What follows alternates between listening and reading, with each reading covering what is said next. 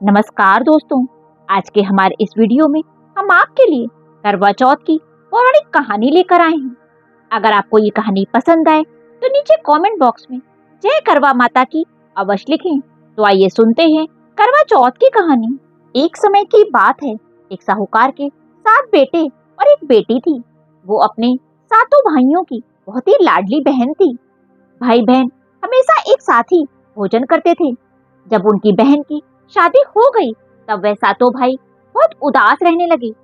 अपने भाइयों की ऐसी हालत का समाचार जब बहन को मिला तो वह उनसे मिलने अपने मायके आई। जब वह मायके में थी तब कार्तिक मास की कृष्ण पक्ष की चौथ आई। तब बहन ने अपनी भाभीियों के साथ करवा चौथ का व्रत रखा। करवा चौथ के दिन जब सातों भाई खाना खाने बैठे तो उन्होंने अपनी बहन को भी खाने के लिए बुलाया। उनके बुलाने पर उसकी माँ ने कहा कि इसका तो आज करवा चौथ का व्रत है, जब चांद निकलेगा तभी यह अर्घ देकर खाना खाएगी। सुबह से शाम हो गई। सातों भाई अपनी बहन को भूखा देखकर बहुत परेशान हो गए। तब उन्होंने सोचा कि उनकी बहन सुबह से भूखी है। इस पर सातों भाइयों ने दूर जंगल में जाकर आग जला दी और छलनी में से चांद की तरह दिखने वाली एक नकली आकृति दिखाई और अपनी बहन से बोले, बहन चांद निकल आया है, अब तुम चंद्रमा को अर्घ देकर अपना व्रत खोल लो। उस नकली चांद को देखकर बहन ने अपनी भाभीियों से कहा, भाभी चांद निकल आया है, चलो अर्घ देकर भोजन कर लेते हैं। लेकिन भाभियां बोली, बाई जी ये तो आपका चांद निकला है, हमारा चांद निकलने में अभी समय है। यह सुनकर वह उस नकली चांद को अर्घ देकर खाना खाने बैठ गई। जैसे ही उसने पहला निवाला खाया तो उसे छींक आ गई।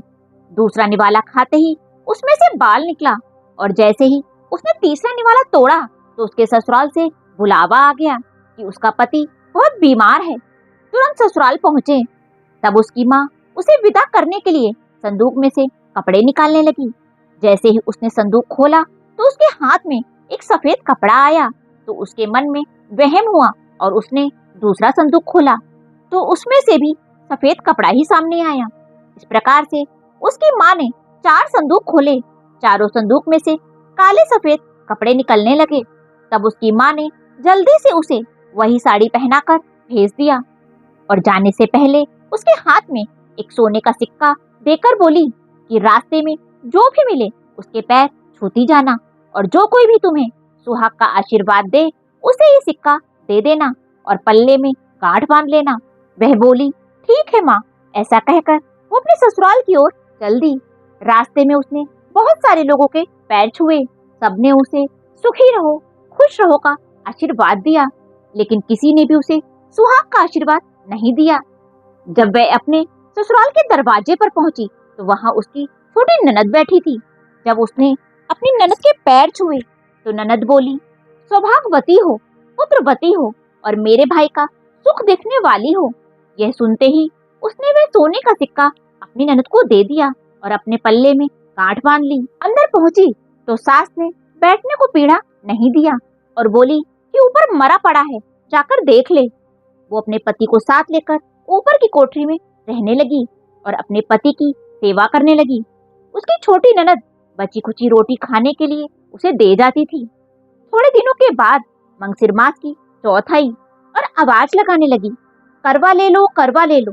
तब वह बोली, हे करवा माता, मुझे भी करवा दे दो और मेरा सुहाग वापस कर दो।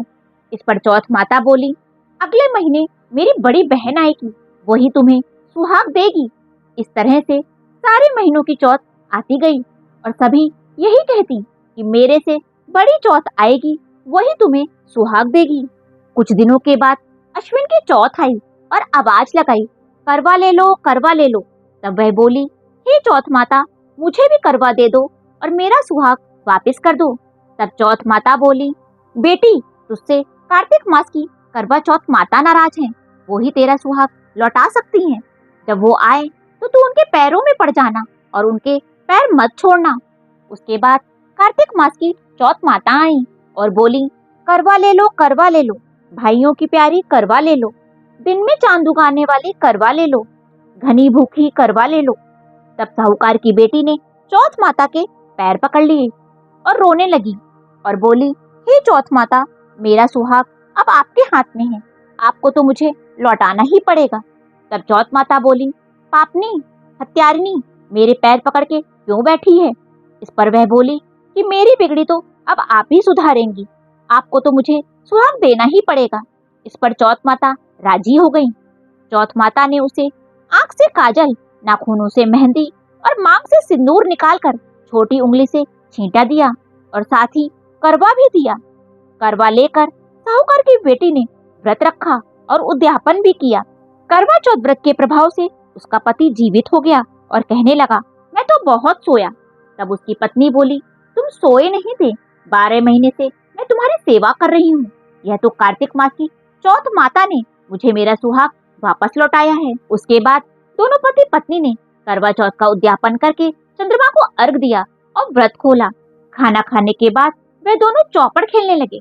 जब वे दोनों चौपड़ खेल रहे थे तब उसकी सास ने तेल में बना हुआ खाना देकर ननद को उसके पास भेजा। ननद ने देखा कि वो दोनों तो चौपड़ खेल रहे हैं। उसने जाकर अपनी माँ को सारी बात बताई कि माँ, भैया भाभी तो चौपड़ खेल रहे हैं। यह सुनकर सास हैरान रह गई और खुशी खुशी उन्हें देखने गई। बहू ने सास के पैर छुए। तब सास ने कहा, बहू, सच सच बता, तूने ये चमत्कार कैसे किया? तब बहू ने करवा माता की सारी बात सास को बताई। जब राजा के कानों में ये बात पहुंची तो उसने सारे नगर में ढिंडोरा पिटवा दिया कि सभी बहनें करवा चौथ का व्रत अवश्य करें। पहला करवा चौथ अपने पीहर में करें और उसका उद्यापन भी करें। हे चौथ माता, जैसे आपने साहूकार की बेटी को अखंड सौभाग्य दिया, वैसे ही सबको देना। इस कहानी को कहने वाले, सुनने वाले और पूरे परिवार को भी देना। बोलो करवा चौथ माता की जय। गणेश जी की कहानी। किसी गांव में एक अंधी बुढ़िया माई अपने बेटा और बहू के साथ रहती थी। वह लोग बहुत गरीब थे। बुढ़िया माई गणेश जी की बहुत बड़ी भक्त थी। वह रोजाना गणेश जी के मंदिर जाती और उनकी पूजा अर्चना करती थी। एक दिन गणेश जी बुढ़िया माई की सेवा से प्रसन्न हो गए और बोले कि बुढ़िया माई कुछ मांग। तो बुढ़िया माई बोली कि मुझे तो मांगना नहीं आता, मैं क्या मांगू? तब गणेश जी बोले कि तुम अपने बेटे बहू से पूछ लो, मैं कल फिर आऊंगा। बुढ़िया माई ने अपने बेटे से पूछा तो बेटा बोला कि माँ धन मांग लो। फिर बुढ़िया माई ने अपनी बहू से पूछा तो बहू बोली कि सासू जी पोता मांग लो। तो बुढ़िया माई ने सोचा कि ये दोनों तो अपने अपने मतलब का मांगने को कह रहे हैं, क्यों ना मैं पड़ोसन से जाकर पूछूं। तब बुढ़िया माई ने पड़ोसन से जाकर कहा कि गणेश जी ने मुझसे कुछ मांगने को कहा है। बेटे से पूछा तो वो बोला कि माँ धन मांग लो, और बहू से कहा तो वह बोली सासू जी पोता मांग लो। तो मैं क्या मांगू? यह सुनकर पड़ोसन बोली कि क्यों तो धन मांग रही है और क्यों पोता मांग रही है? थोड़े दिन तो जिएगी तो अपने लिए आंखों की रोशनी और मोक्ष की प्राप्ति मांग ले। घर आकर बुढ़िया माई ने सोचा कि मुझे कुछ ऐसा मांगना चाहिए कि जिससे अपने मतलब भी पूरा हो जाए और बेटा बहू भी राजी हो जाएं। दूसरे दिन जब गणेश जी आए और बोले कि बुढ़िया माई कुछ मांग, तो बुढ़िया माई बोली, हे गणेश जी महाराज, मुझे दीदा गोड़ा दो, सोने के कटोरे में पोते को दूध पीता हुआ देखूं, अमर सुहाग दो, निरोगी काया दो, भाई भतीजे और पूरे परिवार को सुख दो और अंत में मुझे मोक्ष दो। गणेश जी बोले कि बुढ़िया माई, तू तो कह रही थी कि मुझे कुछ मांगना नहीं आता, पर तूने तो मुझे ठग लिया। पर ठीक है, तूने जैसा मांगा है सब कुछ वैसा ही हो जाएगा। यह कहकर गणेश जी अंतर ध्यान हो गए। बुढ़िया माई के घर में सब कुछ वैसा ही हो गया। हे गणेश जी महाराज, जैसा आपने बुढ़िया माई को दिया वैसा ही सबको देना। इस कहानी को कहने वाले, सुनने वाले और पूरे परिवार को भी देना। बोलो गणेश जी महाराज की जय।